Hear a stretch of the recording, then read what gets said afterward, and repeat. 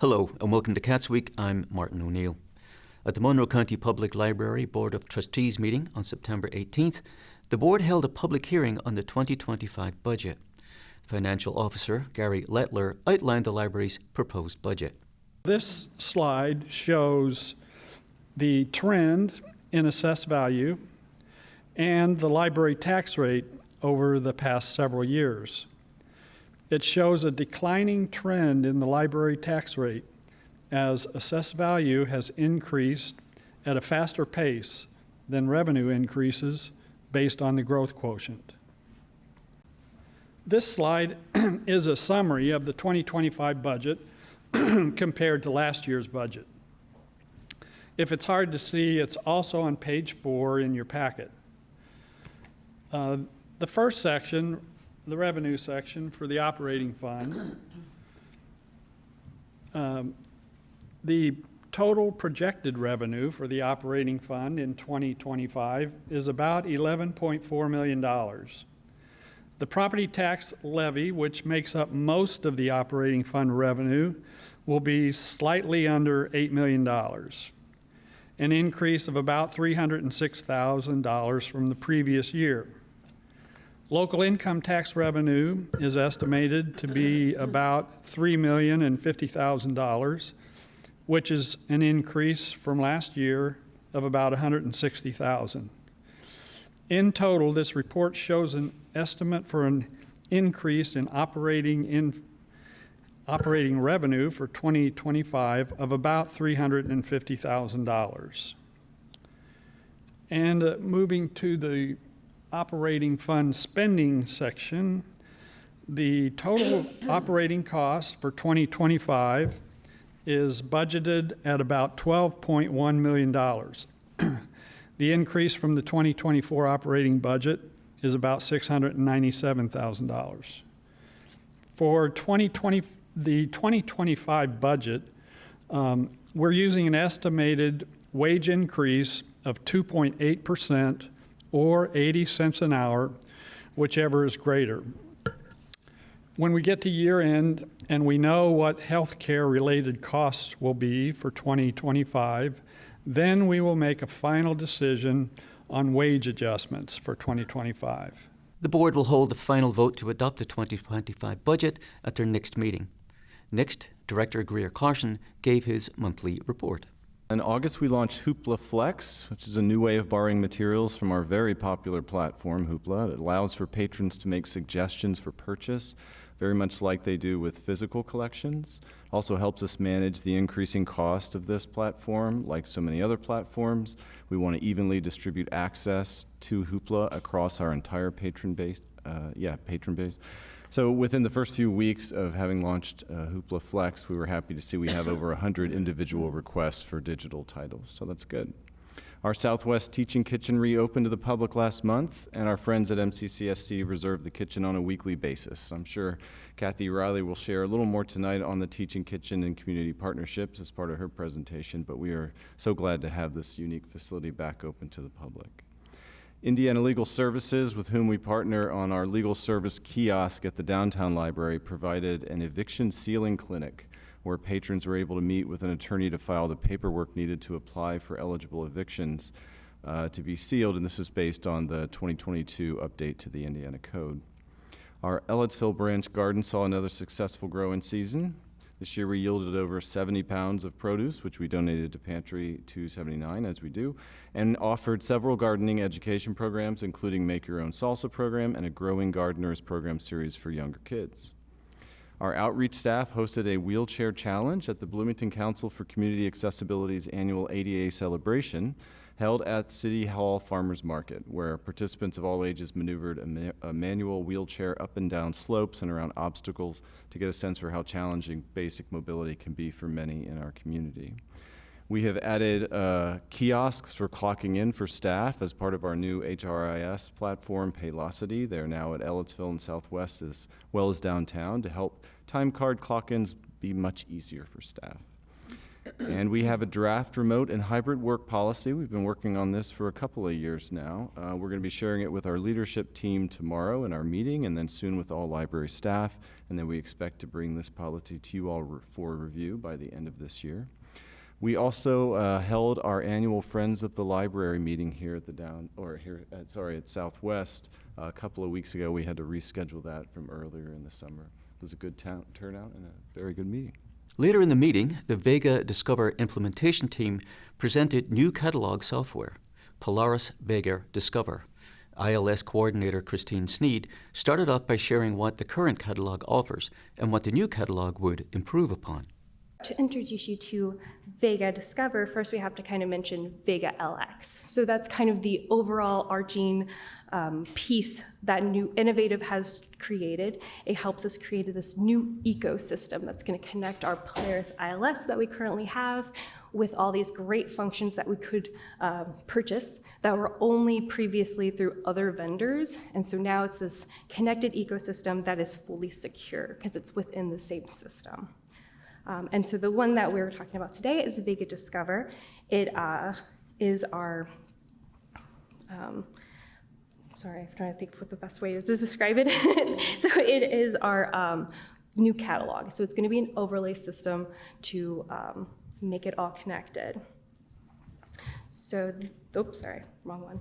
The three main key features of Vega Discover that we found to be just superb are the roll-ups, the e-content integration, and the synthetics integration. Sneed shared how the new catalog will include all the e-content that they currently offer, like Libby and Hoopla. So when we do a search, it is going to look a little bit different. We still can do all the refining the searches just like we've always been able to do with a little bit of extra stuff, because now you can format, you can do the e-content format. So you can do by ebooks, e-audio, and then you'll see in the search results that there's one result. So this is our roll-up. It's rolling up all the formats into one spot, no more scrolling, trying to find the perfect one that you want. You can quickly see what the call number is for that item. You can see where it's available, so you can quickly see it is available at downtown and Ellisville Library, the Ellisville branch. You can open up and see a little bit more information about that as well. As you click through, the e-content, if it's available, you can get it right then and there. If it's not available yet, you can place a hold on it. Sometimes the vendors will make a little extra login, but that's just because they have a specialty login, but it'll pop up and you can log in. You can also click onto the result and load up that same sort of more information, get all that great summary, and then all the roll-ups still quite available to you. And then you're going to see now the synthetics integration. So it is, again, showing you all those series really quickly in a very easy to view way. Top picks, similar things that you may also like, similar series, similar authors, and it really just kind of keeps going. There's so much available to patrons to peruse. Carson expressed his appreciation for the implementation team and said they did fantastic work. This fantastic team has done a really good job of communicating with staff what we're going to be doing with this new public access catalog, when it's going to be coming out, how we're going to roll it out, why we're doing it, what the benefits are as they walk through. Also, we all appreciate that they didn't just take for granted we were going to be adding on a new Polaris product. We're sort of taking a critical look at our legacy ILS every time we look at doing something like this. So the vetting process was really thorough, and I really appreciate that. Board member Nichelle Wash said she was glad the website was still familiar. One of my icks is that when I have learned the website and I can see it in my mind and I can tell someone exactly where to go and click, and then they go and try to do that thing and it's not the same anymore, and I didn't know the website was changing, right? Yeah. So I love that this feels familiar, and it's just our brand. Like, you see it and you just think MCPO. So I'm impressed with it. Great job. Wash also suggested that the three women be nominated for an award for their work.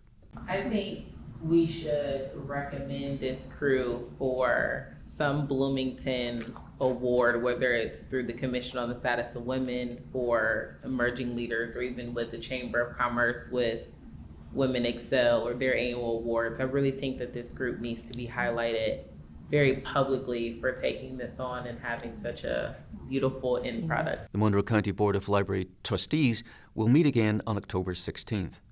At their September 20th meeting, the Bloomington City Council heard a report from the Bloomington Housing Authority Director of Real Estate Development, Nathan Ferrara, who spoke on the development of the Summit Hill Works.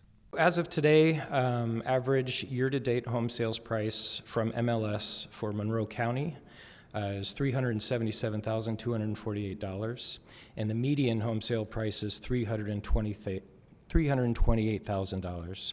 For just Bloomington, the average sale price is $387,561, and the median is $325,000. Statewide, the average sales price is 4% higher at the end of August 24 from where it stood a year before, August 23. In Monroe County, our average sales price is 10% higher during the same period. So just to give you a little context of what potential homeowners are facing in our county and in our city. Ferrara said that because incomes don't keep pace with rising house costs, more and more subsidies are required to develop affordable housing. He went on to share the stories of a few residents who specifically benefited from the opportunities that Summit Hill Works had provided them. A three-bedroom household was sold to two social workers that were living in substandard rental with an ever-increasing rent. They were looking at having to find housing outside of Monroe County and commute to their Bloomington-based jobs. Again, it would have been very difficult to purchase a home on their salaries in Monroe County. We are currently building a single-family development that is part of the Atlas on 17th PUD. This is just west of Arlington Road, north of the roundabout at 17th Street. So if you're going north, there's a new street at the top of the hill called Telluride, and if you hang a left there, you'll see our 45 lots. We are working to build beyond 45 homes by maximizing through simplexes. And I'd actually also really like to try a cottage development.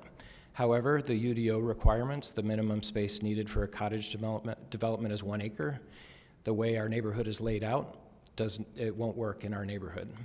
So along with the conversations from last week and other UDO conversations, that's opportunity I think we're missing out on for affordable housing.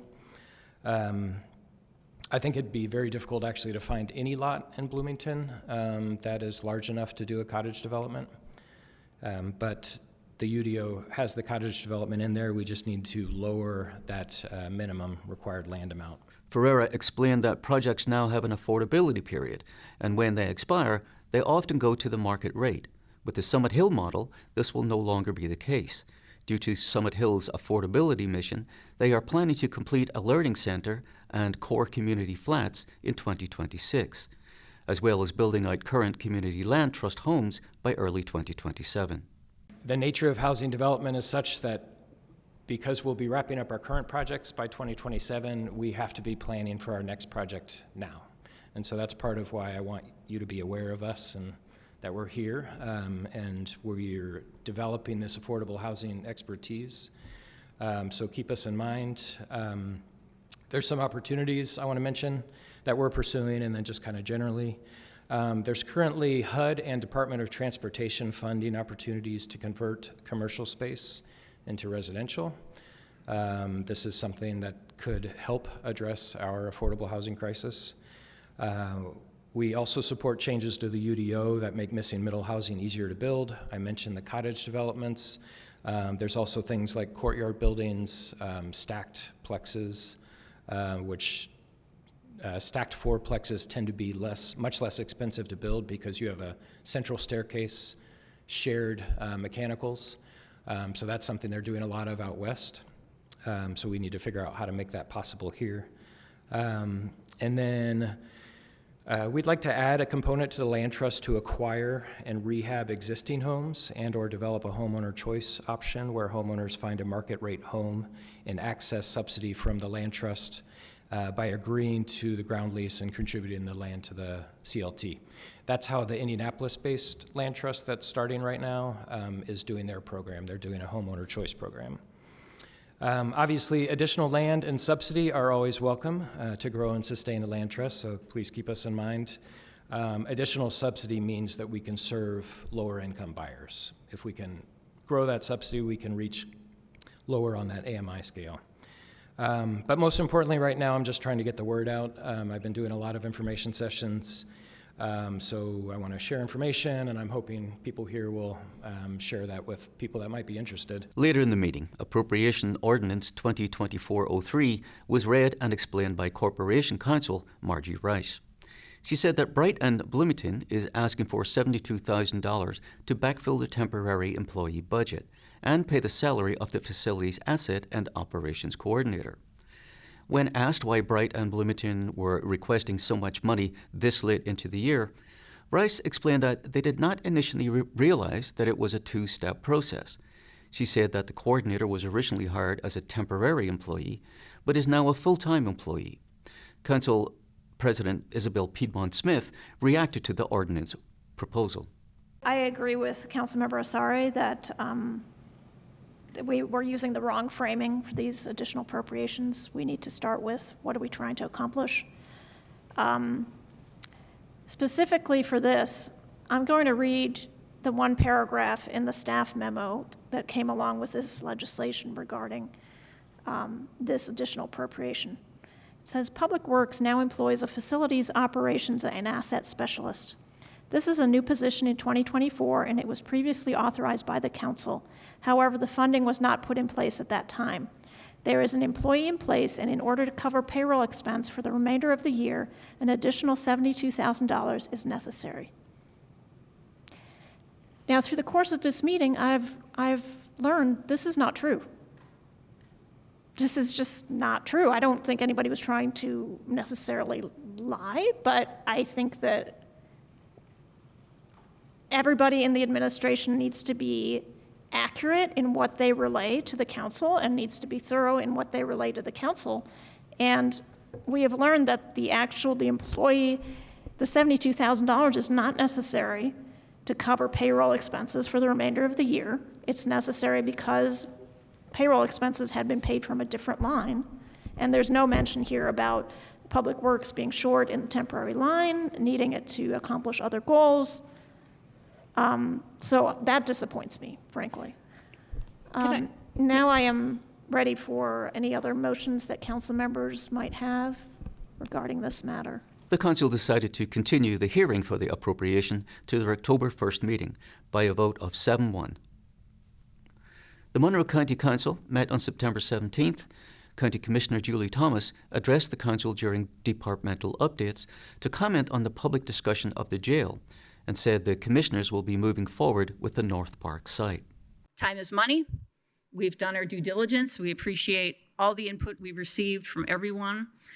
But I'm here to let you know that at our next meeting on September 25th, we will be considering a purchase agreement for North Park. Now, of course, if that passes our board, it will come to you. But we feel like this is the time to move forward. And you have a heavy decision in front of you. I don't envy that decision. It's a difficult one. We all appreciate that. It takes a lot to make that decision. But we cannot wait. Incarcerated individuals cannot wait. Our staff cannot wait. Our community cannot wait. So we ask you to review this, take a look at it, and I wanted to let you know about our plans so that you're aware. Next, the council continued their discussion on increasing the county jail tax to help fund the construction of a new jail facility. Jail Transition Director Corey Grass said that he and Councilmember Kate Wiltz discussed the timeline leading up to this vote. The years we've discussed this to get here is what's concerning. And I'm hopeful and cautiously optimistic that we will get the timeline you're talking about, because if not, it's going to be major issues, major issues. Yeah, well, I think there are a lot of ways to look at it. I just personally don't feel that the people sitting up here Absolutely. are responsible for any delays at this point. One more year would be a drop in the bucket compared to how long this has been kicked down the road. Well, and So- it's easy for you to say a drop in the bucket. I have some of my notes. You're the one that mentioned previously that it hurts your heart to talk about a tax increase. Yeah. But what about the hearts of our inmates and their families? What about the hearts of our staff and their families? Their hearts hurt every day. They're That going is to hurt for why years to my come. heart is hurting. I know. Because Ours too. I recognize You how know this. badly change is needed. But you And just said a year as a drop in the bucket. That's another year I know. on top of the 5 we I already know. have. And So- all of that is sad, and all of that is stressing me out beyond belief. And it's my, I'm not trying to say that is a problem. I ran for office. Believe me, it is my responsibility to get stressed out about these issues. But when I say it hurts my heart, and the one example that I managed to give, because that was when I was attending remotely, and that's a very difficult format. But when I say it hurts my heart to think about raising taxes on people in our community, it is more complicated than that. And that was an oversimplification. It hurts my heart to think about the conditions in that jail for every person who walks in and out of that building. And it hurts my heart that we haven't been able to come to any sort of action that makes us feel good as we move forward on this. I'm not going to feel good tomorrow. I can just tell you, I'm going to feel like at the very least I've made some compromises, and that's okay. But there's no bone in my body, and I would bet my fellow councilors agree, that wants this to be delayed anymore. I'm just recognizing that we up here are not the reason it's been delayed. Councilmember Jeff McKim asked Grass what he thinks about the saying, quote, "If you build it, they'll fill it," end quote, in regards to concerns about building a larger jail than necessary. Grass responded. It's not like the sheriff makes any more money if we have more inmates. In fact, he has more headaches. So the only reason the sheriff would be arguing for a bigger facility because he thinks it's the right thing to do. Will it get filled? I don't know. But what the important thing I would like to stress is it could, if it needs to. It may not if it doesn't need to, but at least it gives us the space to classify, separate, hopefully at some point down the road, rehabilitate and educate and do the things we talk about as a community humanely to make the inmates better when they come out. It's better for them, better for society, better for all of us. I don't know anyone that's dying to fill the jail up to a certain capacity. Could it? Sure. I mean, it could. A lot of things could. That's what we're building for, is the flexibility of a major event that could fill up part of it. On the flip side, it could be another issue with COVID or something that shrinks it a little bit. We don't know what's down the road. Is what's we're hoping to anticipate and be flexible enough to deal with those issues when they come. So, McKim said he is in favor of approving the maximum tax increase of 0.2%. I think that's the responsible amount that allows us to move forward and carry out our duties properly, with the idea that we're not going to build a facility that'll be full the moment we open it. I will say that, this is not a vote I'm looking forward to taking. It's not something that any of us, there are so many things that we get to do in county government that's really fun, that the public enjoys, that the public likes. Nobody likes that we have to have a jail. We have to have one. It is our responsibility, our legal responsibility to maintain one, and it's our both moral and constitutional responsibility to maintain it to the proper standards. But this isn't anything that any of us, enjoy, a vote that any of us enjoy taking. Councilmember Cheryl Munson was also in favor of the increase and said that she has been involved in approving a tax increase for Monroe County in the past and takes that responsibility very seriously. Before I offer a few words, I want to say, Camilla, Malika, Courtney, and Jason, I have read your messages. I've read messages from the public over the last several months. And I think it's important that you know that this is not my first go-round imposing a serious tax on the residents of Monroe County. Did this with public safety lit, special purpose lit, the food and beverage tax, but this is momentous because it involves so many of our responsibilities. And I certainly agree with Councilor McKim. I think we all share this. We know what our responsibilities are for fulfilling our constitutional duties toward providing a facility, and a kind of facility that best meets what we are able to provide. Councilmember Jennifer Crossley said that she cares about all of Monroe County citizens, those that are incarcerated and those that are on a fixed income who will be impacted by a tax increase, but that she thinks they need to build a new jail. It's going to impact the community all around. Whatever we do or whatever we don't do will impact the community. And as I've said here several times, and I'll say it again, I do feel that it is time for us to move forward to have a new justice facility and a new jail. I do understand that Mr. Falk has given us and provided us plenty of knowledge here where we cannot. I don't think we can rehab it. I don't think that we can do all that, because that also is other costs. Where are we going to do with inmates if we're going to put them, if we're going to rehab a building, what are we going to do with that? That's going to be a cost.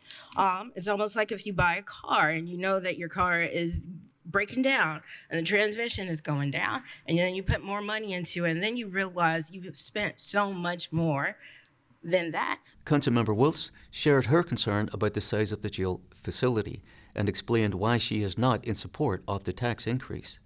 I'm trying to make decisions based on an understanding that I don't have control over everything, and that I'm trusting our future selves and our future other folks in county government to really take to heart what our county needs and what serves it best after we provide funding. If there was a different way to get funding for this project, oh my goodness. I really, I think we've shook the bushes and looked for it, but I'm not seeing any options that provide funding that is adequate to keep us from having future legal issues by creating something that isn't going to meet the standard of care set forth in a settlement agreement years ago. Because if we don't get that part right, this is the biggest waste of money. It's a bridge to nowhere. We need to make sure that we're doing that right. I don't think that means 500 beds. That's Kate's opinion. I think we can look at a functional capacity of 350 beds, which is well over 100 more than our current jail population. And maybe we have a structure that's able to be expanded in 20 or 30 years when it's needed. The council passed an amendment to the ordinance for a 0.175% tax rate. And that's all for CATSweek. Thanks for joining us. For CATS and WFHB, I'm Martin O'Neill.